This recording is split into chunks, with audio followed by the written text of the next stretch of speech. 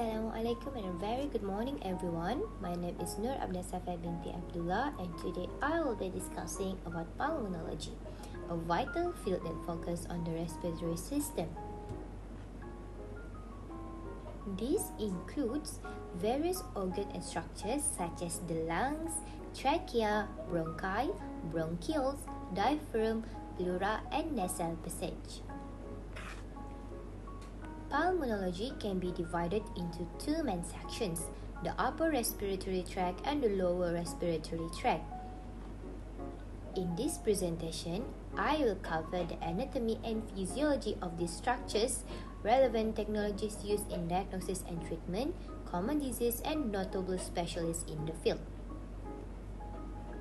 Let's start with the anatomy and physiology of the upper respiratory tract, which consists of nasal cavity, sinus, pharynx, and larynx. Nasal cavity. This structure humidifies and warms inhaled air, improves voice resonance, and provides mucus and immune defense. For sinus, this structure is divided into two groups. The first one is anterior group, which consists of maxillary sinus, frontal sinus, and anterior ethmoidal sinus. The next group is posterior, which consists of sphenoid sinus and posterior ethmoidal sinus. This structure helps enlighten the skull and also contribute to voice resonance. The next one is pharynx. This structure is divided into nasopharynx, oropharynx, and hypopharynx. It serves as a passage for both food and air. The nasopharynx contains adenoids and connects to the middle ear via eustachian tubes, while the oropharynx contains tonsils. The next structure is larynx. This voice box contains the epiglottis, which covers the larynx during swallowing, and the vocal cords, which produce sound when air passes through them. Now, let's move on to the lower respiratory tract, which includes the trachea, bronchi, bronchioles, and alveoli. For trachea, it is supported by C-shaped hyaline cartilage rings. The trachea bifurcates into the right and left main bronchi.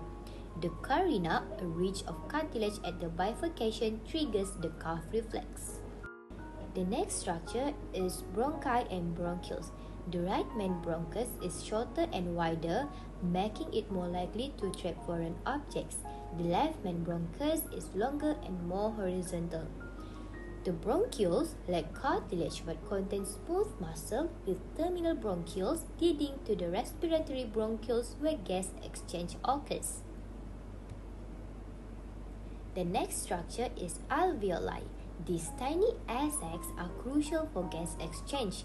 They consist of type 1 alveolar cells, which are specialized for gas exchange, and type 2 cells, which produce surfactant to prevent the alveolar collapse.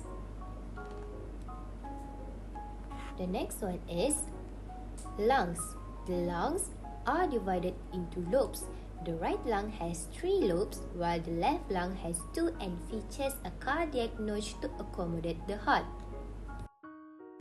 Meanwhile, the diaphragm, a dome-shaped muscle, plays a vital role in respiration by increasing and decreasing thoracic cavity volume. It has 3 major openings for structure passing between the thorax and abdomen: the caval opening for inferior vena cava, the esophageal hiatus for the esophagus, and the aortic hiatus for the aorta.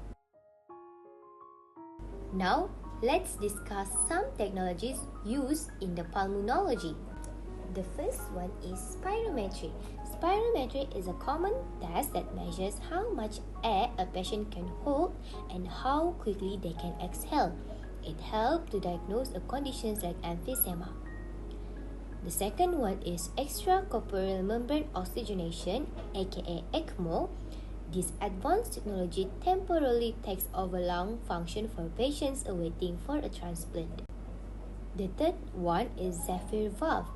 This device improves the quality of life for patients with emphysema by allowing trapped air to escape from the lungs. The last one is inhalers, where this device delivers medication directly into the lungs for conditions like asthma and COPD. Now, let's go on into the disease.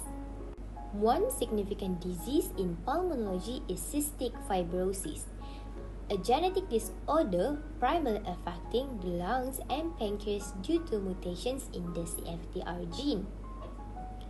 This leads to the production of thick, sticky mucus that clogs the organ.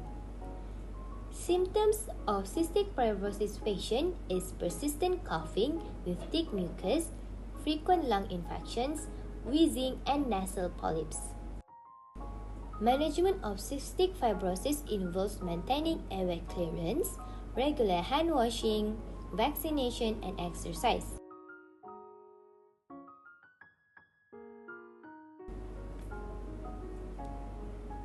Now, let's move on to the treatments. Actually, there is no cure for cystic fibrosis, but its progression and symptoms can be managed through. The first one is CFTR modulators, where it improves the function of defective protein in certain mutation. The next one is lung transplant. In severe cases, lung transplant can improve the life expectancy and quality. The last one is gene therapy to correct the defective CFTR gene. Finally, let's talk about the specialists in this field. Dr. Nurul Yakin Muhammad Esa is a notable pulmonologist with training in internal medicine, respiratory medicine, and sleep medicine. She has expertise in advanced diagnostic procedures for conditions like tuberculosis and lung cancer, with superior diagnostic yield compared to conventional methods. Dr. Nurul has authored multiple articles in peer-reviewed journals, contributing significantly to the fields of respiratory infections and interventional pulmonology.